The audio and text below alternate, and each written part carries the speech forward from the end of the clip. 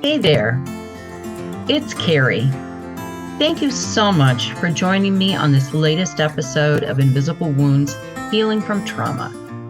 So, this is episode 36, and in keeping with October's theme of Domestic Violence Awareness Month, what I wanted to talk to you about today was self-compassion and self-forgiveness and self-love.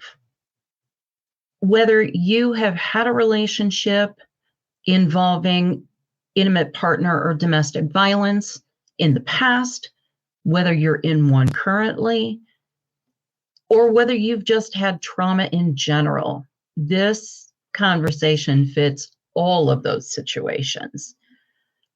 It's so important that we understand, and I've talked about this before, that we don't know what we don't know.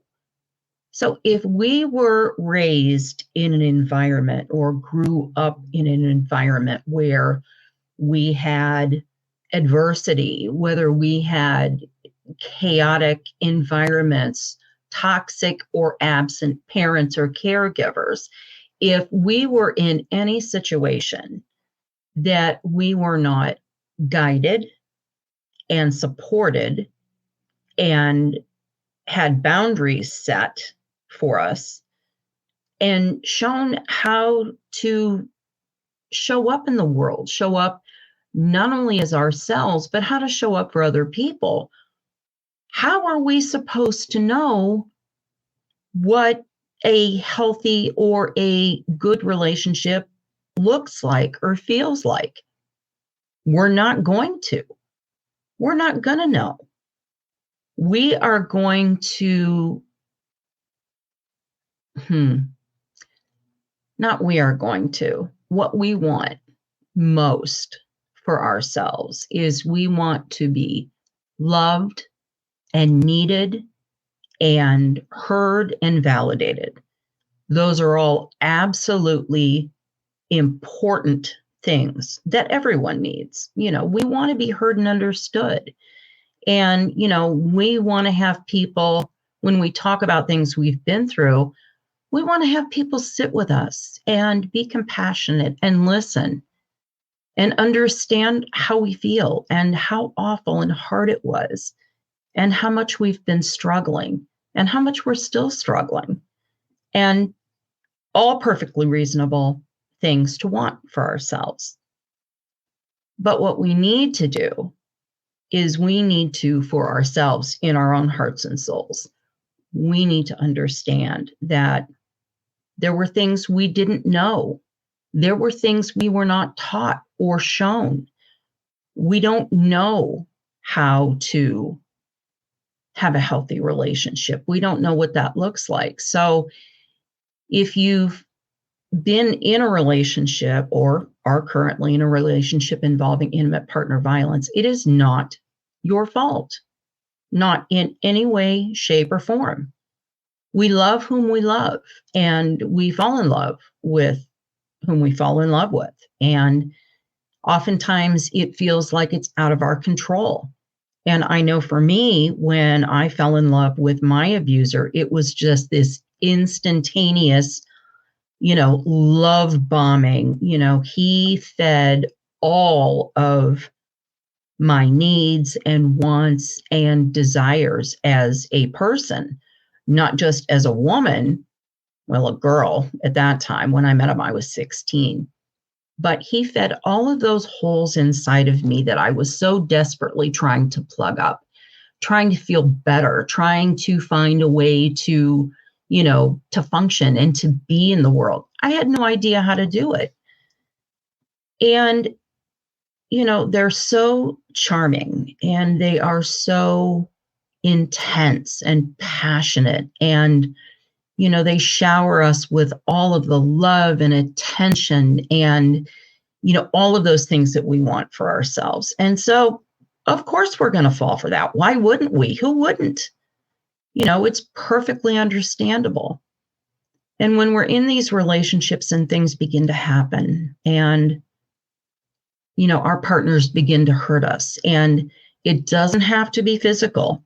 It can be controlling. It can be emotional. It can be put downs. It can be constant criticism, nitpicking, you know, criticizing you for how you look, how you act, who you are as a person. It can be, cutting you off or not allowing you to work, not allowing you to have friends, not allowing you to go out and be on your own without them. I mean, it can look like a lot of different things. And so when we're in that situation, we're like, how did I get here? How did I end up in this? And how do I get out? And we're scared and we're hurt and we are absolutely confused and have no idea how to move forward or how to step out of it.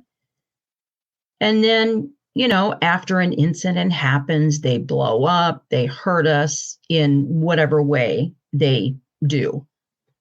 And then they shower us with love and, they feed us little crumbs of affection and attention, just enough to keep us hooked, just enough to keep us there.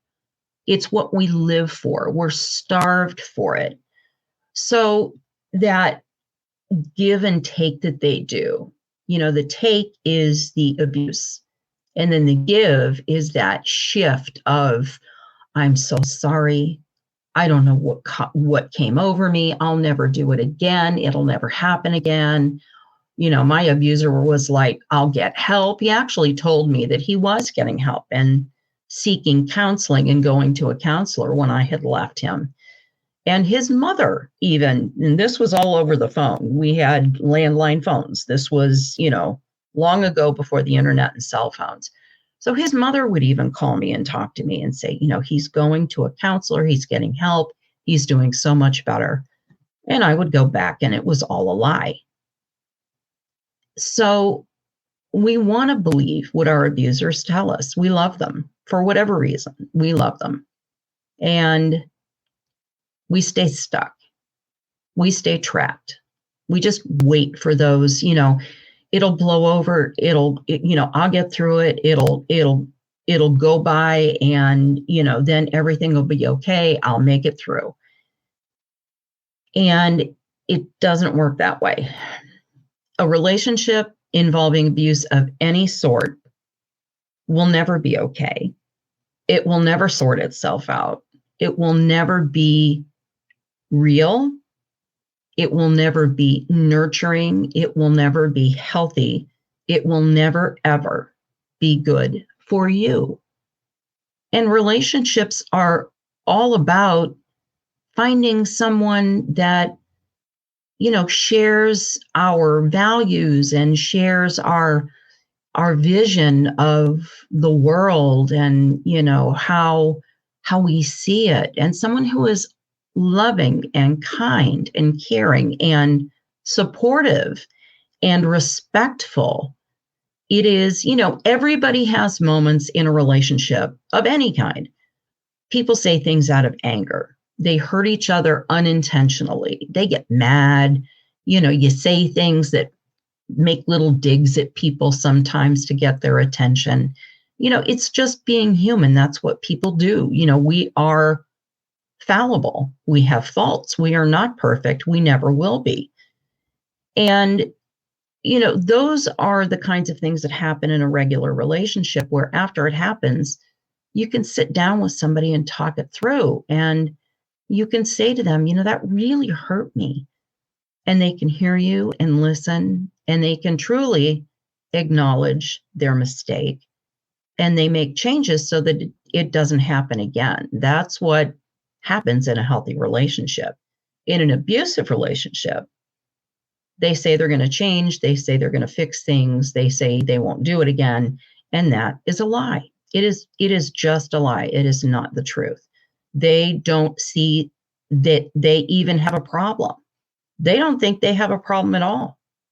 They think you're the problem, no matter what they say. An abuse of any kind that is meant to purposefully hurt or control us is not okay. So if we don't know what healthy relationships look like, we're not going to know, people call them red flags or signs. We're not going to know that. We're not going to see it. We're not going to know until we're in it and we realize that there's a problem. So, I talk about, leaving and leaving safely and safety planning, which is super, super important. Leaving is a very dangerous time for those of us trying to get out of a relationship. But when we understand that, we didn't know things, we weren't taught things, we weren't taught boundaries. We have to be able to forgive ourselves and not be hard on ourselves and not self-blame and self-shame. And if you're in a relationship with an abusive person, that's very difficult to do because you are constantly being told that you are no good, you are not good enough, you are not worth enough, you are not worthy as a person, you're not valuable as a human. And it's very, very difficult for us to be able to reach inside and find that compassion for ourselves. It's something you have to work at. But as I said, if you're in a relationship now and this is happening, please, please, please reach out to me. You can reach out to me on my website, any of my social media pages. My email is all lowercase. It's KERRIWALKER, the numbers 4 and 3 @gmail.com. You can call the National Domestic Violence Hotline 24/7 at 1-800-799-7233 for safety planning and help and resources. You can call your local domestic violence shelter and talk to them. Somebody will safety plan with you. You can find out about, their process for intake. If you need to come in an emergency, what do you do? But again, being kind to ourselves and being understanding of who we are and what happened to us or what is currently happening to us is so, so important. I can't stress it enough. And you need, no matter what, you need to take care of you. You need to be safe. And you deserve to have a relationship where someone who says they loves you doesn't hurt you, doesn't abuse you, doesn't put you down, doesn't criticize you. Love, healthy love, is supportive and fun and easy and a partnership, an equal partnership, an equal give and take. That's where it starts. So please, again, if you need help, reach out. I'm here. Call the hotline. Call your local 211 community resource number, local domestic violence shelter. Please be safe.